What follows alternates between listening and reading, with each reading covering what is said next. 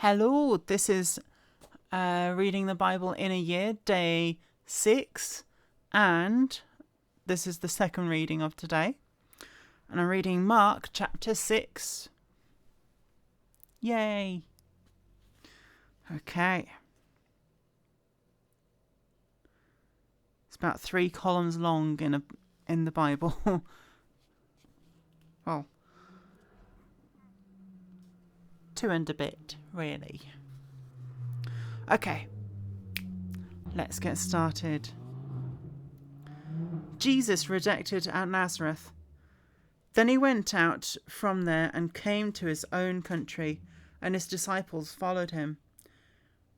And when the Sabbath came, he began to teach in the synagogue, and many hearing him were astonished, saying, "Where did this man get these things? And what wisdom is this which is given to him, that such mighty works are performed by his hands? Is this not the carpenter, the son of Mary, and the brother of James, Joses, Judas, and Simon? And are not his sisters here with us?" So they were offended at him. But Jesus said to them, "A prophet is not without honour, except in his own country, among his own relatives, and in his own house." Now, he could do no mighty work there, except that he laid his hands on a few sick people and healed them. And he marvelled because of their unbelief. Then he went about the villages in a circuit teaching, sending out the 12. And he called the 12 to himself, and he began to send them out 2 by 2, and gave them power over unclean spirits. He commanded them to take nothing for their journey except a staff, no bag, no bread, no copper in their money belts, but to wear sandals, and not put on 2 tunics. He also said to them, "In whatever place you enter a house, stay there till you depart from that place. And whoever will not receive you nor hear you, when you depart from there, shake off the dust from under your feet as a testimony against them. Assuredly, I say to you, it will be more tolerable for Sodom and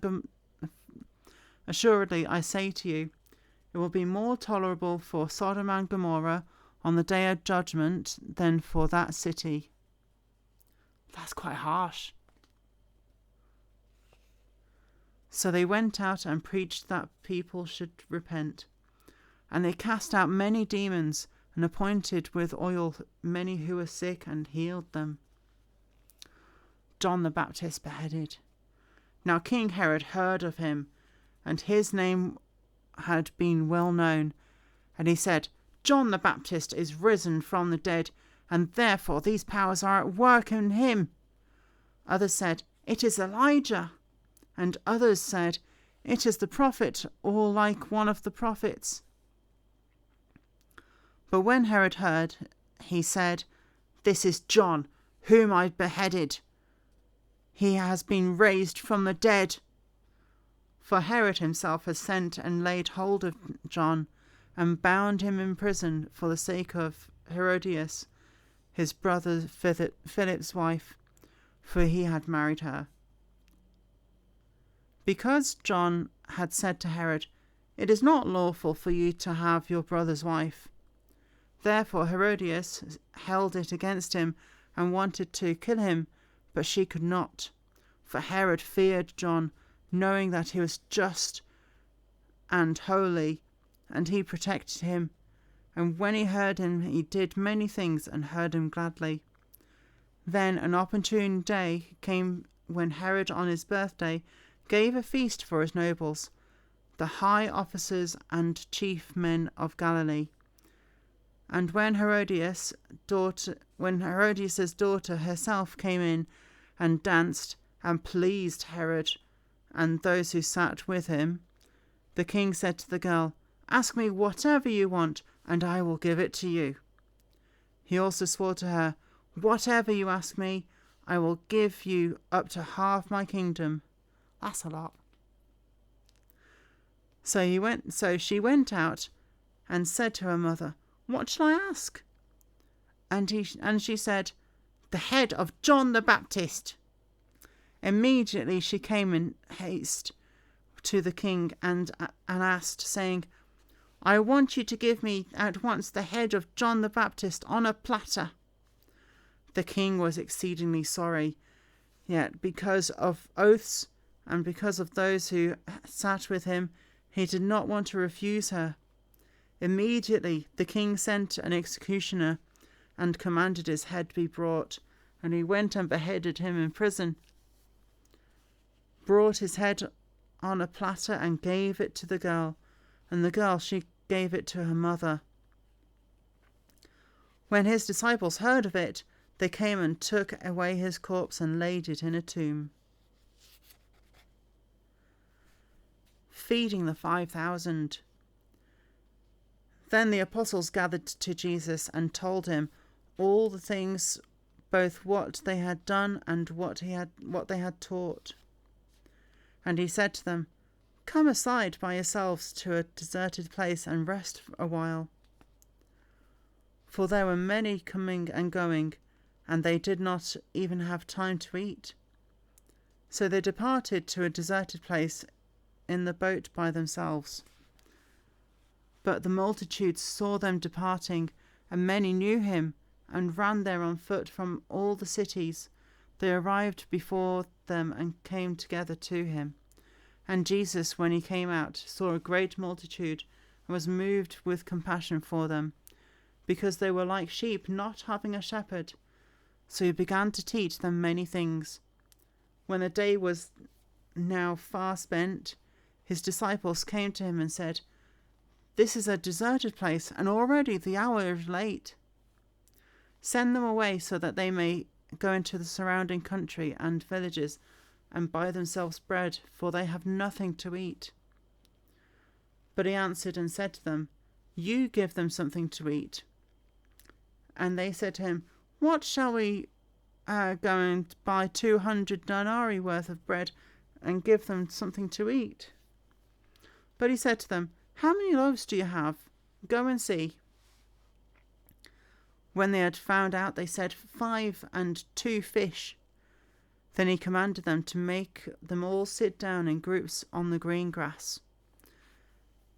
So they sat down in ranks, in hundreds and in 50s. And when he had taken the 5 loaves and 2 fish, he looked up to heaven, blessed and broke the loaves, and gave them to his disciples to set before them. And the 2 fish he divided among them all. So they all ate and were filled. And they took up the 12 baskets full of fragments and of the fish. Now those who had eaten the loaves were about 5,000 men. Only the men were counted. That's a lot of people. Jesus walks on the sea.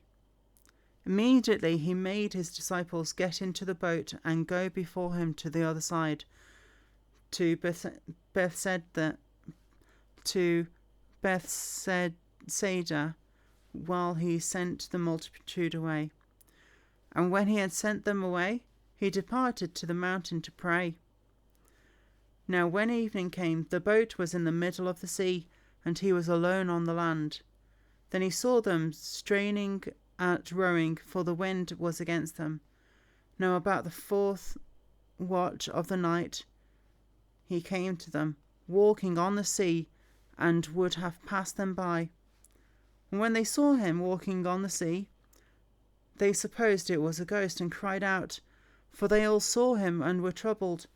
But immediately he talked and with them, and said to them, "Be of good cheer, it is I, do not be afraid." Then he went up into the boat to them, and the wind ceased, and they were greatly amazed in themselves beyond measure, and marvelled. For they had not understood about the loaves, because their heart was hardened. Many touch him and are made well. When they had crossed over, they came to the land of Gennesaret and anchored there. And when they came out of the boat, immediately the people recognized him, ran through that whole surrounding region, and began to carry about on beds those who were sick to wherever they heard he was. Wherever he entered, into villages, cities, or the country, they laid the sick in the marketplaces and begged him that they might just touch the hem of his garment, and as many had touched him were made well.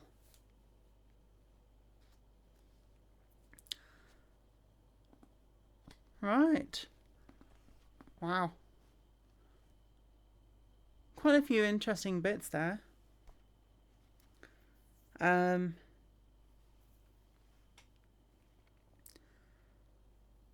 Because, like, the feeding of the 5,000, it only counted the men, and it said about 5,000 men. That does not include the women or children. So that means that there were at least 15,000 easily there.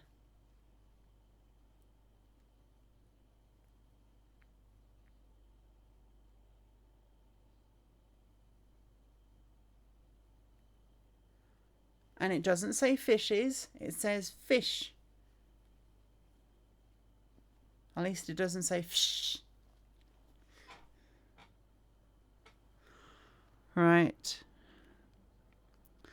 Well, I am feeling a bit less flat now. Yeah.